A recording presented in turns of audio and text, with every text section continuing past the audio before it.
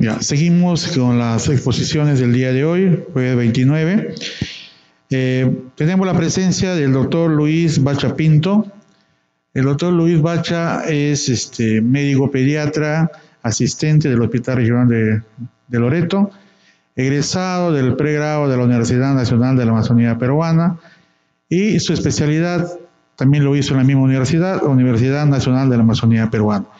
El tema que va a tratar el doctor Luis Bacha es dermatitis atópica. Bienvenido, doctor.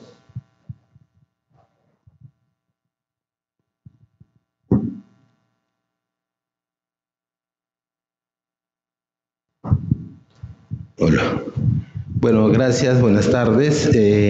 Siempre, independientemente del quórum, va a ser un placer estar parado en este escenario.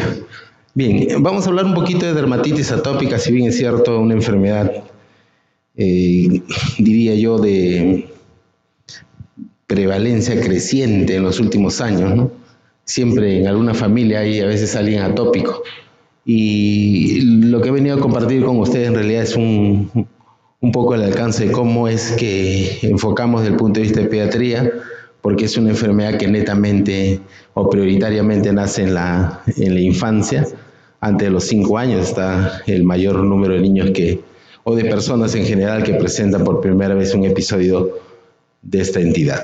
Bien, entonces lo que vamos a hacer es empezar definiendo qué es la dermatitis atópica.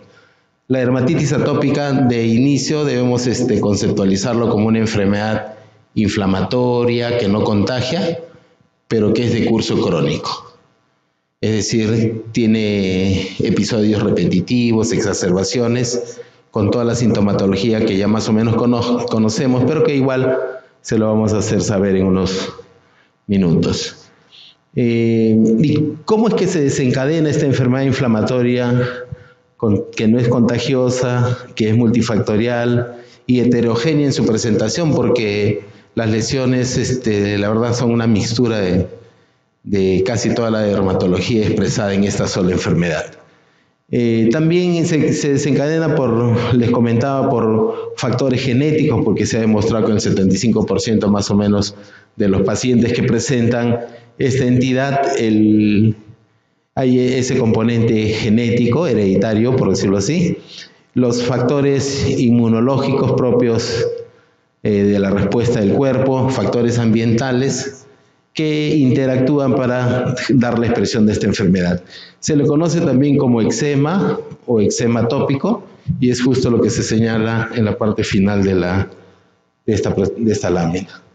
Bueno, y hay que recordar, pues, ¿no?, ¿qué es la piel, no? Se le considera el órgano más extenso y más grande del cuerpo, ¿no? Se piensa que más o menos la piel puede medir 2 metros si lo tuviéramos que extender. Y si tuviéramos que considerar algunos otros detalles como los folículos, invaginaciones y las glándulas sudoríparas, por lo menos llega a 2.5 metros en cuanto a su extensión. Aquí solo para recordar, ¿no?, los elementos que constituyen la piel básicamente: epidermis, dermis e hipodermis. Y entender dermatitis atópica y sobre todo su tratamiento significa, pues, de base entender qué órgano está afectado, ¿no? En este caso la piel, y si tenemos clarito cuáles son las funciones que una piel sana tiene, o cuáles son las funciones que cumple la piel en relación al resto del organismo, entonces va a ser un poquito más fácil entender qué es lo que pasa, qué es lo que se altera y cómo intervenir sobre todo, ¿no? Entonces aquí miramos que sí hay una función de barrera física que está dada básicamente por el estrato córneo, la epidermis nuclear en sí y las uniones firmes que hay entre quetarocitos, que son las células, pues, principales de la piel, ¿no? Por otro lado, hay una barrera también de orden químico y una de orden inmunológico, ¿no? Que justamente, sobre todo esta barrera de orden químico, diríamos que está representada por los esfingolípidos, que dan una suerte de bloqueo para que la piel se deshidrate con facilidad, Y ahí es donde radica la terapéutica, digamos, actualizada en función a cómo mejorar esta función de los esfingolípidos cuando están alteradas, o cómo cuando ésta se altera es que ocurren las formas más severas de la enfermedad. Bien, seguimos.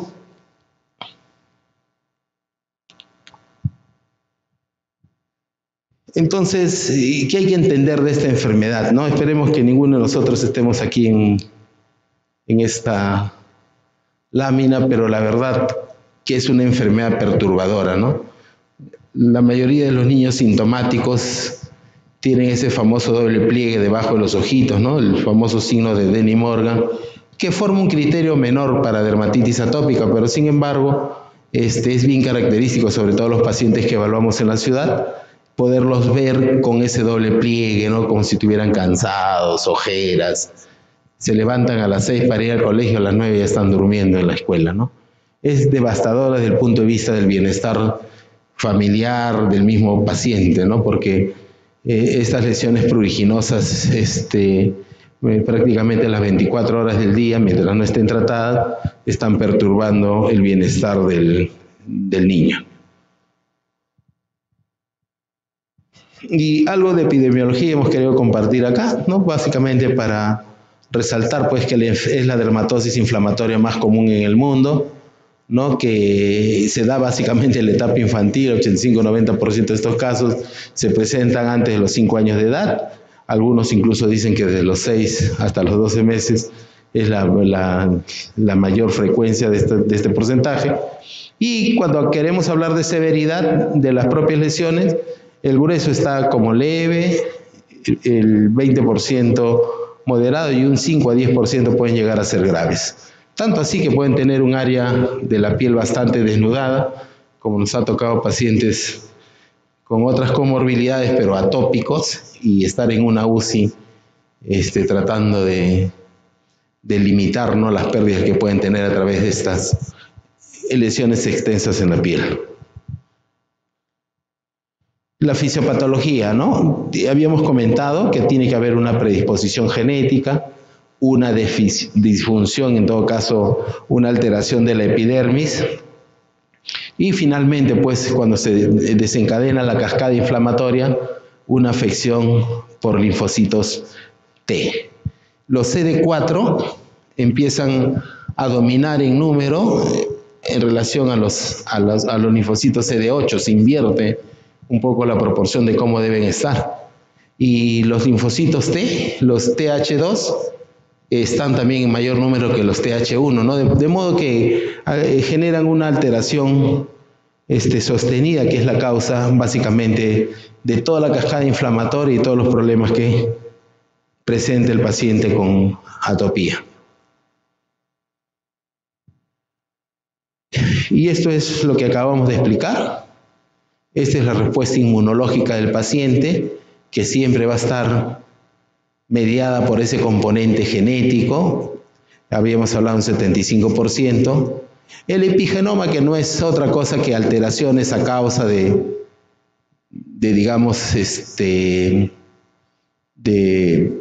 exponer el mismo genoma, ¿no?, a condiciones ambientales, donde no se cambia la estructura genómica propiamente, los nucleótidos siguen siendo lo mismo, no se pierde el papel genético, pero sí alteran la expresión de los genes y pueden causar muchas enfermedades, ¿no? Y finalmente un término nuevo que se llama exposoma, que significa que todos los factores ambientales cómo contribuyen para esta respuesta inmunológica. Entonces, resumimos, tenemos la parte genética, tenemos la parte ambiental netamente y todos los cambios que se van produciendo en estos epigenomas que también condicionan esta salida. Pero no solo queda todo ahí, sino si miramos acá, tenemos ese ciclo de prurito y rascado que lesiona la piel, contribuye enormemente también para que esta respuesta inflamatoria se vaya dando. Por otro lado, en el otro extremo, las disbiosis, ¿no? Es decir, Staphylococcus aureus, si recordamos, es uno de los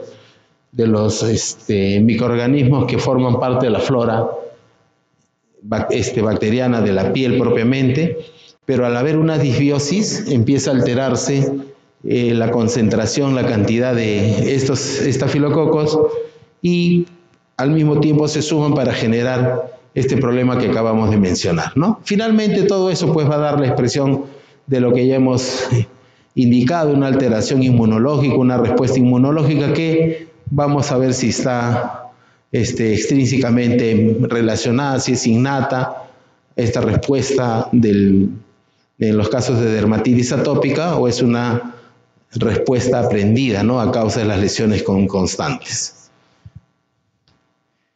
Dicho en otras palabras, el genoma más el epigenoma, es decir, alteraciones estructurales, químicas también de los propios genomas, pero que no alteran la secuencia de nucleótidos, finalmente asociada al exposoma, que son todos los factores ambientales, van a generar la cascada de lo que ya hemos mencionado, ¿no?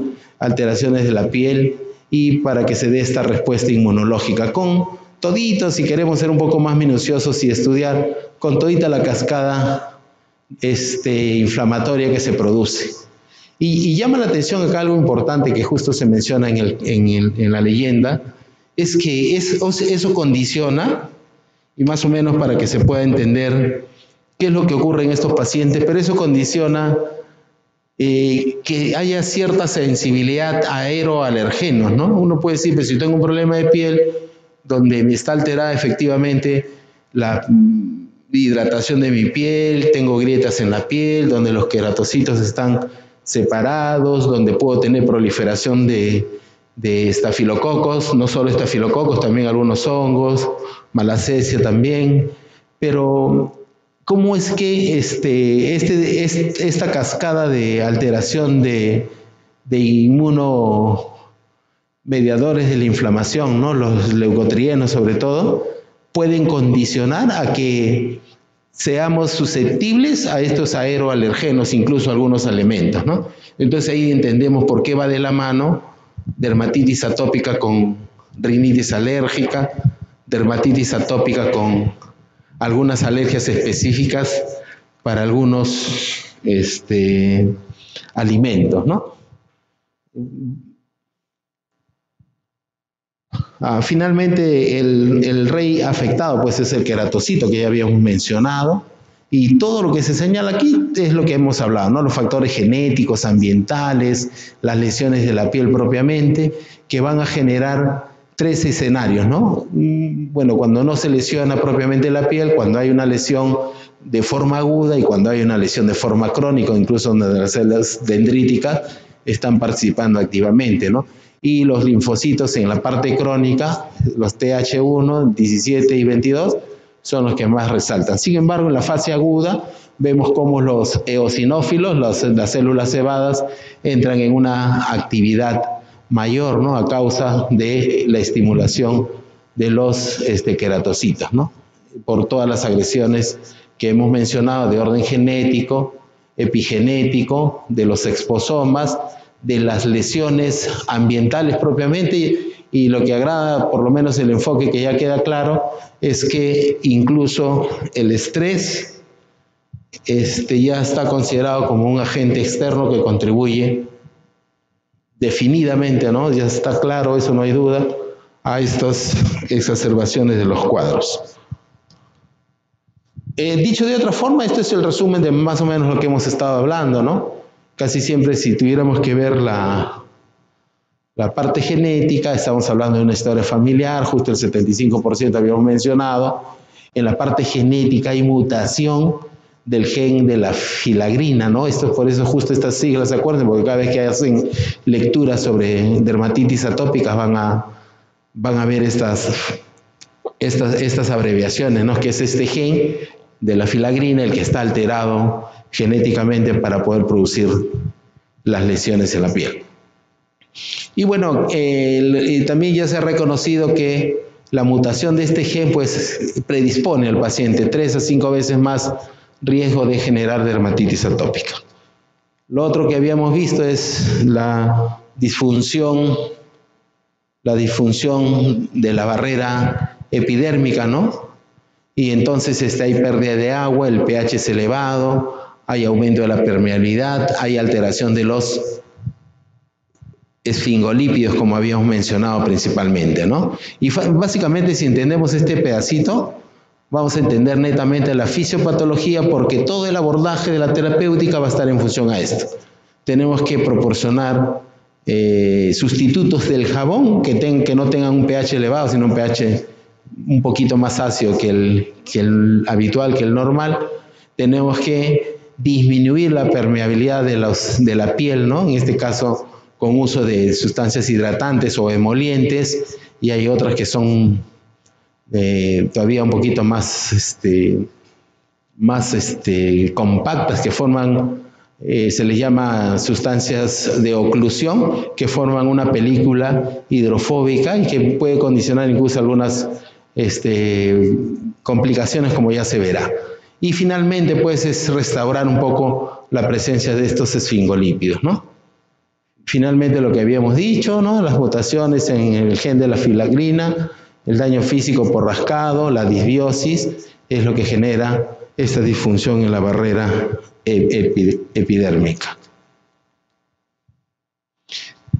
Y el microbioma, como habíamos mencionado, Staphylococcus aureus a la cabeza, ¿no? Coagulazo positivo, negativo, y hay una, digamos, una desproporción, un desequilibrio en estos agentes que forman parte de la barrera en su momento, y al perderse, pues, este microbioma, ese equilibrio, es que aparecen las exacerbaciones de la dermatitis atópica, ¿no?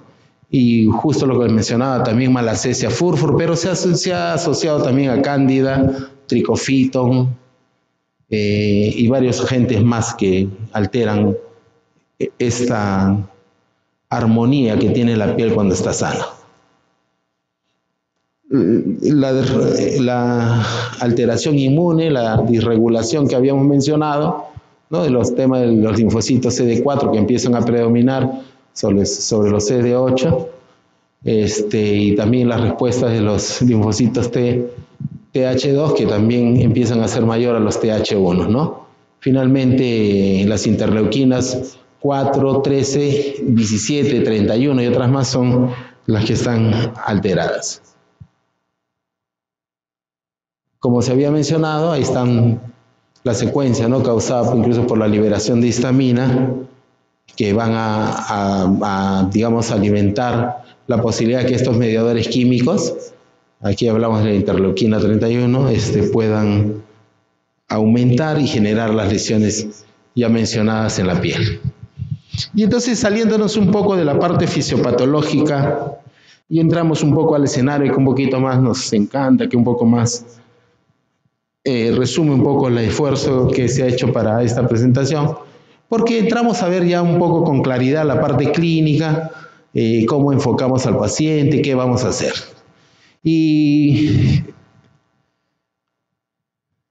como podemos ver, las lesiones cutáneas en general, vamos a hacer esta clasificación porque hay muchas. Las podemos resumir como lesiones de tipo aguda y lesiones de tipo crónica. Y más o menos es fácil de entender, porque las lesiones de tipo aguda van a estar relacionadas, pues, básicamente a lesiones húmedas, ¿no? Exudados, vesículas, eritema del momento, edema. Y cuando ya se hacen crónicas por el ciclo repetitivo de prurito y rascado, vamos a encontrar escoriaciones, sangrados, liquenificación, ¿no? Es un engrosamiento de la piel producto del rascado, ¿no? Con zonas de hipercrómicas y todo un desastre, hasta nódulos, ¿no? Que nos van a servir para hacer diagnósticos diferenciales también con otras enfermedades, ¿no? Entonces, esto es lo que hay que recordar. Hay otra clasificación en la cual se ha determinado si hay un grupo que les llaman dermatitis atópicas intrínsecas, porque per se producen inmunoglobulina E. Y hay un grupo de estas, en esta clasificación, que no producen inmunoglobulina E, ¿no? Entonces las clasifican como intrínsecas o como extrínsecas. Es otra forma de clasificarlo, ¿no? Para efectos de entender algunos criterios mayores para el diagnóstico. Bueno, y lo otro interesantísimo, forma parte de los muchos criterios para diagnosticar dermatitis atópica que se han suscitado en los últimos 20, 30 años, del 1994 más o menos, vienen señalándose criterios de diagnóstico, ¿no? Pero lo que está súper definido es esto que estábamos mirando aquí en las láminas, la topografía de las lesiones. Es interesante saber cómo en el lactante las lesiones básicamente van a estar en las zonas expuestas, pero en las zonas extensoras y en la cara, pero respeta todo el área nasolabial. O sea, ese triángulo nasolabial lo respeta en los niños pequeñitos. No es fácil encontrar lesiones bien definidas en los pómulos, en la cara propiamente, pero respetando esta zona. ¿Cómo no sucede en los niños mayorcitos, que sí puede tomar zona perioral y periorbitaria? Pero aquí es bien característico estas lesiones. En la medida que el niño aumenta en edad, es decir, ya tenemos infantes a partir de los 2 años, 5 años, las lesiones empiezan a tener tendencia a manifestarse en las zonas de pliegue, casi zonas flexoras, y gradualmente pueden aparecer lesiones en el cuello, y finalmente en el adulto pues ya es más característico en zonas flexoras, en el cuello, en la zona perioral, incluso ya no respetando esta zona nasolabial que habíamos en ese triángulo que habíamos mencionado. Y más o menos acá el esquema está resumido de lo que hemos hablado, ¿no? Para más o menos ver esta topografía, cómo es que se respeta, tiene bastante importancia para hacer el diagnóstico. Y acá tenemos algunos tipos de lesiones para poderlos reconocer, ¿no? Miren las pápulas, cómo es que se manifiestan, las zonas de eritema, las vesículas, ¿no? Ese sería, excepto por las pápulas, estaríamos hablando de lesiones agudas, ¿no? Igual acá, ya vemos zonas de pápulas, zonas de liquenificación también que se están mostrando ya en la medida que avance la edad y la enfermedad repetitiva va formando lesiones crónicas prácticamente en el cuerpo. Aquí un poco más manifiesto todo lo que habíamos mencionado y acá mucho más manifiesto, ¿no? Mire, hay zonas de costra, escoriaciones, incluso con sangrados, ¿no? Áreas de sangrados que constituyen, y eso es una piel engrosada justo en zonas de pliegue, que constituyen prácticamente las lesiones típicas y molestosas de la dermatitis de tipo crónico ya. Y bien, acá he querido presentar el resumen de todos los screenings, todos los tests, todos los criterios de diagnósticos que se han venido utilizando en los últimos años. Y les mencionaba, pues, desde antes del 94 incluso, que hay varios criterios para poder clasificar, para poder definir, hacer el diagnóstico de dermatitis atópica. Sin embargo, la escuela mexicana utiliza estos criterios que son 4, es un poquito más sensible y específico. Que tenga prurito más 2 criterios hacen el diagnóstico, ¿no? Entonces es un poquito más funcional, más rápido para hacer. Y justo eso es lo que le hemos más o menos resumido acá, porque con lo otro lo podemos revisar y leer al detalle, ¿no? Y básicamente tiene que ver con historia repetitiva de prurito, de eczema propiamente, que se repite en el tiempo, y algunos criterios como que la familia si tiene o no también este problema, no hay digamos, enfermedades atópicas también presentes en la familia, la forma dónde se presenta, si cumple la topografía, ¿no? Y esas cosas ayudan digamos, a poder hacer el criterio, mejor dicho, el diagnóstico de acuerdo a estos criterios. Entonces, ¿quién es el paciente clásico? O sea, ¿cómo yo reconozco quién es atópico? Porque puede ser que el paciente tenga lesiones de otro orden, puede ser que esté debutando con lesiones. Entonces, ¿cómo yo reconozco que un paciente puede tener dermatitis atópica, ¿no? Entonces, el niño que presenta un eczema pruriginoso localizado en áreas típicas, según la edad, lo que hemos mencionado, pero con una historia de atopía, ¿no? Así sea incluso la familia o el mismo, entonces eso ya suma para no decir, no, mi hijito está sano, doctor, son 4 años que tiene y recién aparecen estas lesiones. Eso incluso nos ayuda a hacer diagnóstico diferencial con otras patologías, pero alguien que tiene historia ya de atopía, con lesiones, con eczema que se repite, ya pues el diagnóstico como que está un poquito más fácil, ¿no? Lo que habíamos hablado, sequedad, prurito, rascado, lesiones. Y en general hay un riesgo incrementado en los pacientes que tienen dermatitis atópica para desarrollar rinitis alérgica, asma, en general un montón de enfermedades asociadas, ¿no? Hay pacientes atópicos que más o menos en un 40% pueden presentar dermatitis seborreica, ¿no?, en la infancia.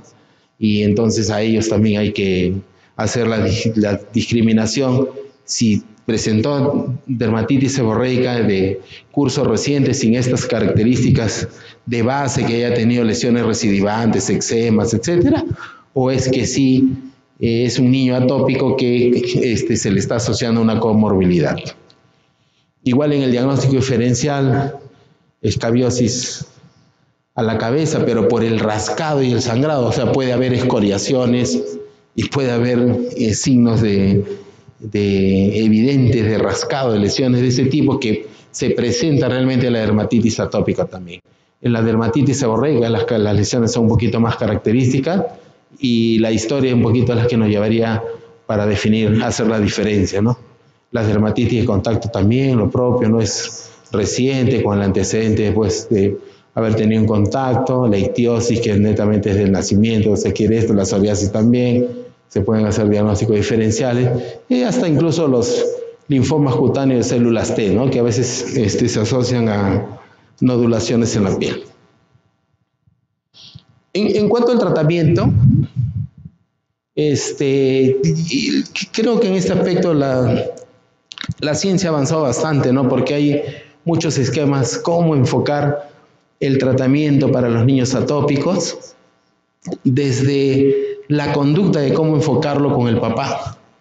Nos sirve, es decir, cómo podemos educar nosotros al papá, a los cuidadores, pero lo que tenemos hasta ahora, pues, en México, en el Perú, es bastante su registro de la dermatitis atópica, ¿no? Sobre todo porque a veces no se la reconoce como tal, ¿no?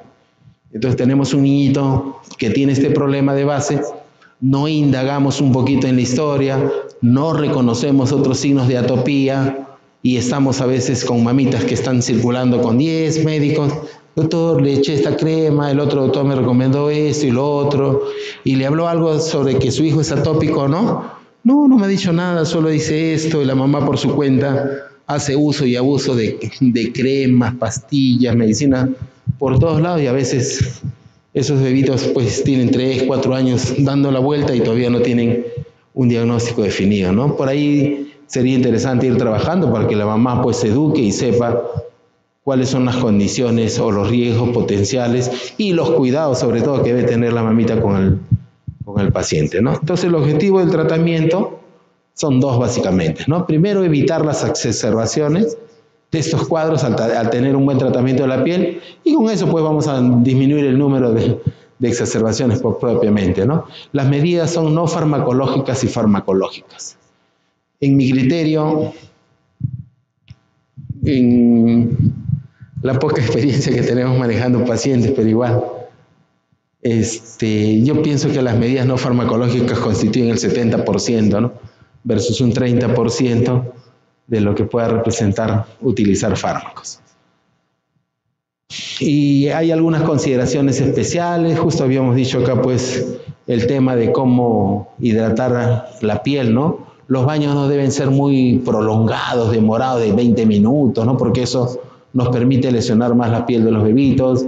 Hay que utilizar sustitutos del jabón. Si son líquidos, mejor estos sustitutos del jabón. Evitar obviamente los alergenos, ¿no?, incluso hasta las cerdas de los animales, perro, gato, pueden afectar a estos niños. Y también igual las fragancias, la exposición a ácaros, ¿no?, de los aires acondicionados, ventiladores, etcétera, ¿no? Y en general hay que lubricar la piel, pues, ¿no? ideal posterior al baño, y si se pueden utilizar sustancias emolientes, mejor. ¿Cómo funcionan los hidratantes? O sea, ¿por qué echamos hidratantes a la piel? Porque primero lo que queremos hacer es sellar la piel, pues, ¿no? Que no esté abierta para que ingresen bacterias, para que se deshidrate a través de esa apertura o digamos, a través de esa separación de las células que forman la dermis, se deshidrate la piel y pueda generar o condicionar justo todas las lesiones que acabamos de mencionar, ¿no? Entonces lo que busca es que mantener intacta la barrera cutánea, que no se vaya a evaporar el agua. Si son sobre todo ungüentos, geles, esos se adhieren a la piel y evitan que el agua se evapore, por lo tanto la piel se mantiene húmeda, ¿no? Y restablecen en general los componentes, los lípidos. Habíamos hablado de sfingolípidos sobre todo. Los tipos de hidratantes, ¿no? Esto un poquito va dirigido para los médicos, ¿no? Para poder diferenciar qué tipos de hidratantes estamos utilizando, ¿no? Si son los que van a humectar solamente, si son los emolientes o son los oclusivos. Estos oclusivos lo que hacen es formar una barrera hidrofóbica en la piel, de modo que no entra nada ahí, ¿no? Pero puede generar foliculitis, o sea, puede generar algunas complicaciones, ¿no? Que se han visto. Y digamos, si estuviéramos en un punto medio, las sustancias emolientes, que básicamente tienen que ver con cadenas de ácidos grasos ya reconocidas en su formulación, ayudan a mantener en un punto medio, digamos, la hidratación de la piel sin que se evapore y sin que permanezca reseca. Y lo que tenemos que entender, y tampoco no tenerle miedo, pero tampoco hacer uso y abuso, ¿no? Porque los corticoides en la piel pues pueden generar hasta prurito, hasta petequia, lesiones urticariales, ¿no? Entonces, los efectos adversos a veces del uso y abuso de corticoides pueden jugarnos un revés, ¿no? Porque pueden alterar más la piel. Pero en general es la piedra angular del tratamiento. Se dividen en varios grupos. Lo ideal es utilizar aquellos corticoides si vamos a tener un plan de trabajo para los niños de forma crónica que nos van a servir para estos fines, ¿no? Por ejemplo, ya está también definido desde hace muchos años cómo es la unidad de medida para poder utilizar los corticoides, ¿no? Estamos hablando del dedo de un adulto con un tubo, es decir, con una crema que tenga la apertura de 5 milímetros, o sea, medio centímetro de ancho máximo, y discurrimos así, y esto se le llama una unidad de medida, que más o menos alcanzaría para 2 palmas extensas de nuestras manos, ¿no? Y hay un cuadrito interesante que en una expo, la doctora Bayona, que es una de las duras en dermatología pediátrica en el Perú, lo socializó. Y me ha parecido pertinente traerlo, que es este cuadrito, y donde incluso acá estamos hablando por edades, en las zonas de lesión, y qué cantidad debemos utilizar. Nos estamos refiriendo a esta unidad, ¿no? Que habíamos indicado acá. La colocación de la cremita de un tubo que tenga 5 milímetros de ancho como máximo, extendida en la falange distal del dedo de un adulto, porque los papás son los que van a curar, se le llama una unidad, ¿no? Entonces, en relación a eso, es que se formula. Por ejemplo, para un niño de 3 a 6 meses, si es en la lesión en la cara, con una unidad es suficiente. Para un niño de 3 a 5 años, si la lesión es en el pecho, necesito 3 unidades de las medidas que hemos señalado, ¿no? Y acá están las siglas, unidad, punta de dedo, le llaman el adulto, ¿no? Muy bien, entonces es interesante para tampoco hacer uso y abuso, pues si queremos explicarle a la mamá en detalle, a la mamita que va a utilizar por meses a veces, o en formas repetitivas, cada vez que haya exacerbaciones, va a utilizar los corticoides, tenemos que tomarnos ese tiempito, ¿no? Porque, señora, échale una capita fina. Señora, como está bien aumentada la lesión, échale nomás bastante, úntale. Si puedes, acábate una crema en las lesiones hoy día y después ya le bajas. O sea, estamos a veces tanteando cómo hacer cuando acá tenemos una forma especial de poderlas medir. Y acá están las diferencias de los corticoides. Entonces ya sabemos, los corticoides se clasifican en varias, las cremas, sobre todo estamos hablando aquí, los ponen en varios niveles, pero algunas que son de un contenido muy alto, pues, de su actividad depresora, ¿no? Sobre la piel. Y para resumir, entre otras cosas, clobetasol es fuerte si lo vamos a utilizar por mucho tiempo. Y ahí se sugiere los de segunda línea, que son la mometasona, etcétera, ¿no? Y la hidrocortisona, pero en su presentación de aceponato es bastante bueno, pero si viene con otro vehículo no nos va a ayudar mucho. Acá también hay otra forma de clasificarlo, ¿no? Por su nivel de potencia, clase 1, clase 2, clase 3, clase 4, incluso hasta clase 7 se va a ver. Y esto es lo que les mencionaba, la hidrocortisona ayuda. En segundo nivel tenemos la mometasona, el furoato de mometasona, y los que son súper agresivos, clobetasol a la cabeza, y hay una betametasona que es dipropionato, prácticamente esto. Y el clobetasol son, a pesar de que está clasificado como parte 2, son de los corticoides un poquito más fuertes, agresivos, si lo miramos por su nivel de potencia.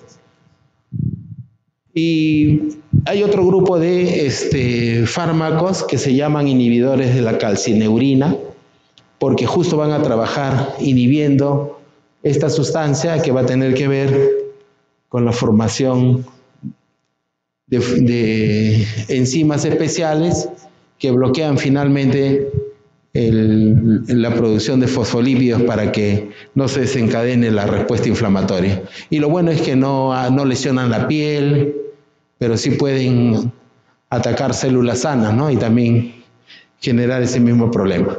Los que tenemos en el mercado son tacrolimus sobre todo, ¿no? Pero pimecrolimus también tiene una potencia bastante aceptable para el uso en pacientes. Hay bastante experiencia, estudios sobre el uso de estos fármacos, pero el que nos llega aquí a la ciudad es al 0,1%. Muy bien. Si no mejora, pasamos a corticosteroides por vía oral. Si no mejora, tenemos otras opciones, ¿no? Con citotóxicos. Miren, acuérdense que estos productos como la azatioprina, bicofenolatos, ¿no? Son inhibidores de la reproducción celular. Por ejemplo, los bicofenolatos actúan bloqueando el metabolismo de las purinas, y los linfocitos B para su reproducción necesitan purinas. Entonces con eso limitamos que haya menos linfocitos, menos interleuquinas, y por ende controlamos pues la cascada inflamatoria, ¿no? Por mencionarles estas opciones de tratamiento. Casi siempre es de manejo multidisciplinario, ¿no? A veces tiene que intervenir también el dermatólogo para poder ayudar en estos casos, en ese 10% que hemos mencionado que se pueden complicar. Y después, si fallamos, si fracasamos en eso, está la terapia biológica. Ya es administrarle inmunoglobulinas, anticuerpos especiales, monoclonales casi siempre, al paciente para poder ayudarlo a defenderse, ¿no? Si se quiere entender de esa forma. Y acá mencioné que había uno, pero en realidad ya hay en estudios más. Dupilumab es una, pero hay más drogas que se pueden utilizar para hacer terapia biológica. Manejo multidisciplinario. Y los casos severos de niños de 6 a 11 años, y hay algoritmos de tratamiento, que en buena cuenta, si tuviéramos que resumirlo, es hacer una excelente historia clínica para poder clasificar qué es lo que vamos a necesitar con este niño. Necesitamos corticoides de primera línea, necesitamos corticoides vía oral o antiinflamatorios vía oral, necesitamos antihistamínicos vía oral, necesitamos utilizar sustancias emolientes, las sustancias que van a humectar la piel en forma de sellado perfecto, hidrofóbica, o necesitamos ya tratamientos mayores, como lo que acabamos de hablar, ¿no? Corticosteroides vía oral, o terapias ya con drogas especiales, o finalmente las terapias biológicas, ¿no? Igualito hay algoritmos de tratamiento para niños mayorcitos que son de los 12 años para arriba. Bien, y para terminar la exposición, hablar de dermatitis atópica en realidad desde su fisiopatología y todo, con poderlas comprender qué es lo que ocurre en la piel y todo, es interesante, pero debemos aterrizar pues todos nuestros conceptos, digamos, teóricos de entender qué está pasando con cómo le vamos a solucionar el problema a los pacientes, ¿no? Y en estos casos hay que recordar cosas claves. Las técnicas del baño. La temperatura del agua tiene que ser confortable. O sea, doctor, mi hijito como está un poquito mal, hace 3 días que no lo baño. Y lo llevan con esa piel, pero la verdad que solo verlo te da ganas de llorar, ¿no? Dice la mamá prefiriendo que no toque un poco de agua porque está con un poquito de gripe, deja de bañar a los bebés, ¿no? Y en realidad ya le generó un problema más. Sí se deben bañar ellos, ¿no? Pero con una temperatura confortable, adecuada pues un poquito al clima, ¿no? Los productos que se van a utilizar al pelo deben ser de preferencia sin fragancias. Y hay que emplear dermolimpiador. Todos estos por su sigla en inglés se llaman Sindet, que en buena cuenta son sustitutos líquidos del jabón. Y los mexicanos les llaman baños líquidos, para que se entienda si queremos revisar alguna literatura, a qué se llaman baños líquidos, ¿no? O sea, significa baños con jabones o sustitutos del jabón líquido, porque en realidad no son jabones, ¿no? Son justamente sustancias sustitutas del jabón, pero que no son jabones, ¿no? Así lo llaman. Y el nombre con los que le van a escuchar con frecuencia es esto, pues, ¿no? Los famosos Sindet. Bueno.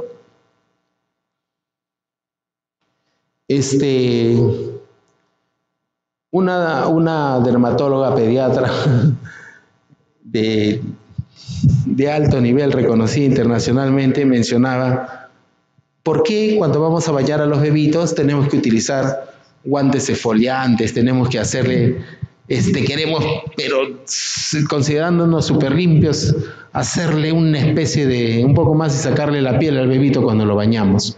Si nos menciona, ustedes, las zonas más contaminantes que tenemos en general los médicos, el personal de salud, son las manos. Y cuando te vas a lavar la mano, excepto pues cuando vas a entrar en un área quirúrgica, te estás escobillando las manos, que son las más contaminadas, ¿no? Te estás escobillando las manos haciéndole agresiones a tu piel, no. Entonces, si la piel y más de un bebito que no es tan contaminada, ¿por qué tenemos que utilizar eso? Entonces, una de las cosas que se recomienda es que no hay que frotar la piel, ¿no? Con accesorios del baño como estos guantes exfoliantes, cepillos, porque le vamos a hacer más daño. Y procurar siempre utilizar sandalias, nada de cosas ajustadas. La OMS ya ha establecido que a partir de las 6 horas incluso se debe bañar a los bebitos, a los recién nacidos, ¿no? Usar estos sustitutos del jabón líquido que tienen un pH ligeramente ácido y aplicar humectante después, ¿no? Sobre todo aquellos que nacen pues con esas características de tener dermatitis atópica manifestadas desde el nacimiento, ¿no? Hay que procurar tener rutinas de apego, o sea, hay que acostumbrarle al paciente la hora del baño, de los masajes y del sueño propiamente, ¿no? Agarrar una rutina, esto es lo que tenemos que educar a los papás para poder tener éxito en el manejo, en la prevención de las recaídas, de las exacerbaciones de la dermatitis atópica. Y bueno, usar productos que no tengan pues lo que ya habíamos mencionado, no nada de colorantes, los sulfatos, talanos, parabenos, etc.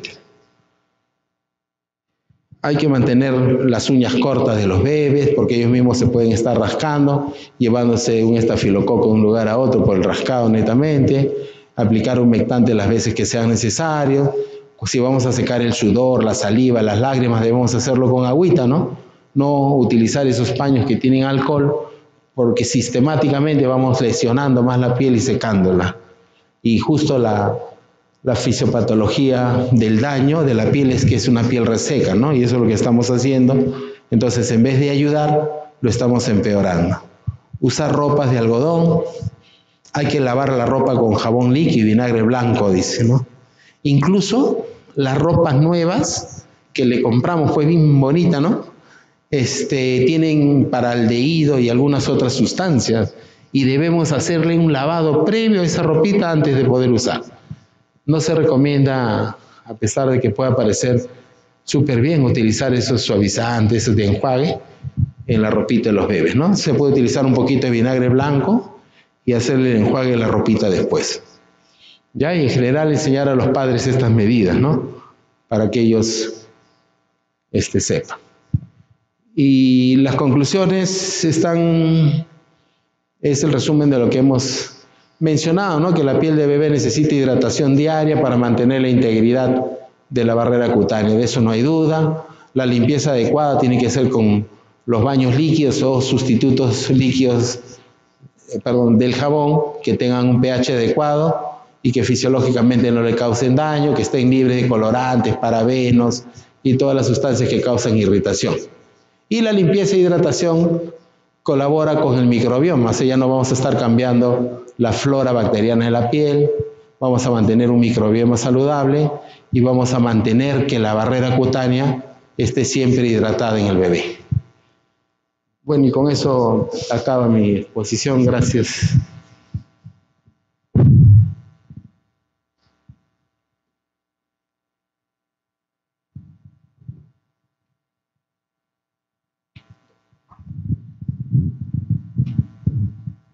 Bueno, si hubiera preguntas del auditorio.